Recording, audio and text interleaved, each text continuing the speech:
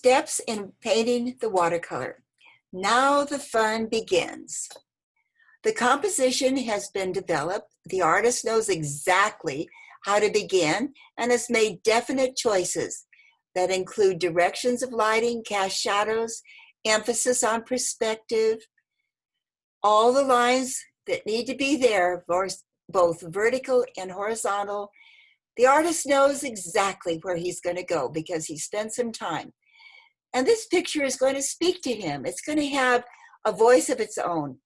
Now, there's many, many distractions that are to be expected. And for me, also, always, from the very start, you have to decide if when an admiring onlooker comes to see you and talk to you, they'll usually show up just as the first washes begin. Decide from the very beginning if you'll be polite.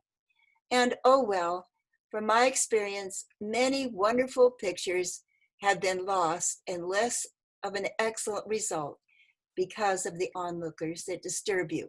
It's always with the first wash. Now, the basic steps in watercolor rendering, and I'm showing you a page from the watercolor book. The basic steps begin by transferring the careful line only. A line sketch to good the Arches 140 weight paper that has been stretched or taped to the board. Position yourself in a good standing position at the easel or be seated comfortably if that is preferred. Have all of your tools easily at hand. Work under an umbrella if you're out of doors and do not face the sun. Plan on a 1-hour session for your first washes. Do not chase the sun. The scene will be altogether different. It was Monet, the father of Impressionism, that came back over and over to a subject because of this very problem. He was a champion of the Impressionist artist. What you see first is what you should put down on the paper, and it needs to be deft and quick and exciting and spontaneous. You don't want to labor a painting if you can help it. Step number one is the warm underpainting. And I'm going to show you on the actual picture over here that was rendered a week ago. And to begin with, the first washes were done with a warm underpainting. And this was the cadmium red that I mentioned before, very, very pale. Very, very pale. And it was reflected down in the water vertically like this. Now, on another video, I will demonstrate how this wash is placed. And I will show you exactly how it moves from the horizon line downward. Plenty of water is on the surface first. Then the pigment is dropped. It exactly reflects, almost like a mirror image, what is above the tree line. This is the cadmium red, very, very pale light. Now, if you want a true red, you want to mix half alizarin crimson and half cadmium red. All right? The next thing is the warm underpainting that will be on these hills over here. And this is the cadmium yellow light, and then is the raw sienna light.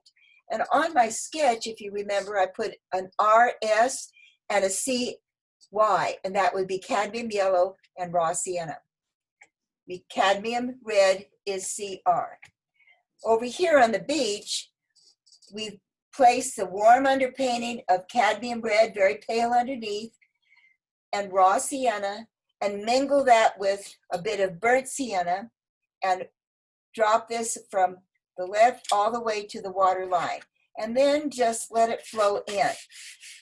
And later you can spatter with a toothbrush, and the spatterings become a wonderful decoration in the very lower corner, and it's close to the foreground. It is the foreground. You don't want the spatters to be further up.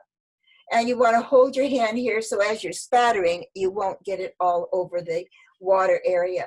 And I will demonstrate that on the next picture. Then you do the horizontal lines, and these horizontal lines are with Prussian blue and raw sienna. These two colors together create a beautiful, beautiful green.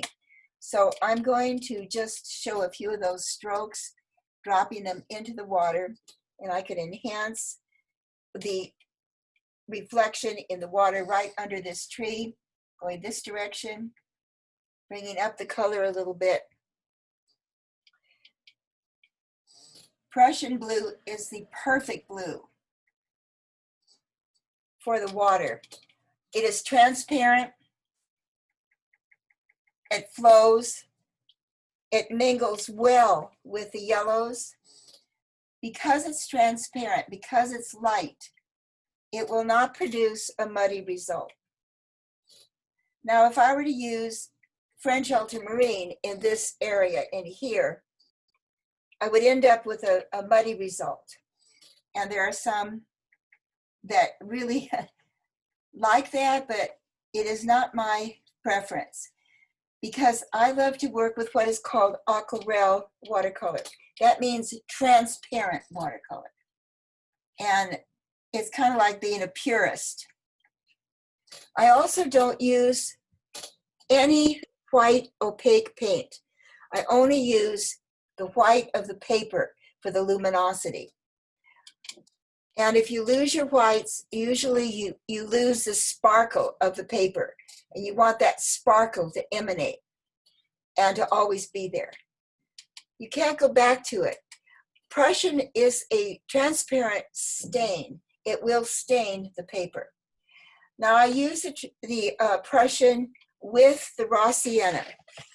And in mingling these two together, produces a really very pleasant green. And I want to enhance and deepen the color of the trees that are in here. And I do that very easily by just going over what I've already done. And remember that the same colors are used with less water. And as you use it with less water, you'll come into what is called third value. The artist begins with light value, middle value, and dark value. The first washes, warm and cool washes, are done in light value.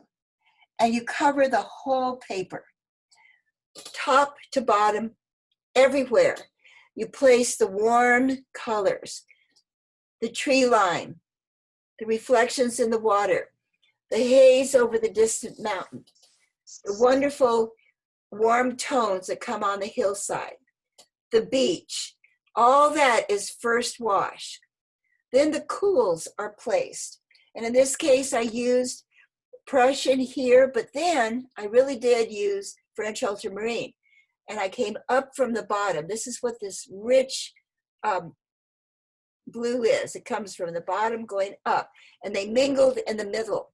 And in the middle, there would have been the warm underpainting underneath. That's why this wash sparkles. I left white and I left the warms, and it's not dark and intense and heavy.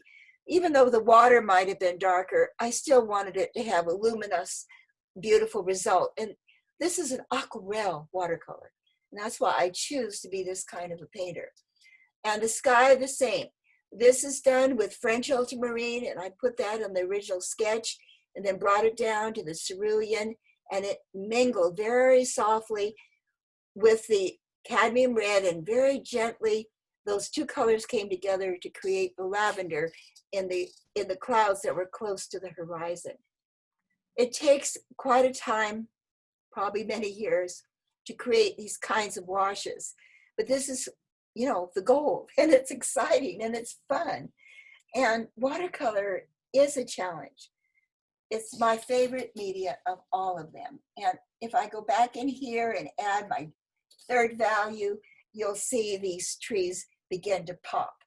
And that's what we want them to do. So I'm just going to add a little bit of this right now for the sake of the video.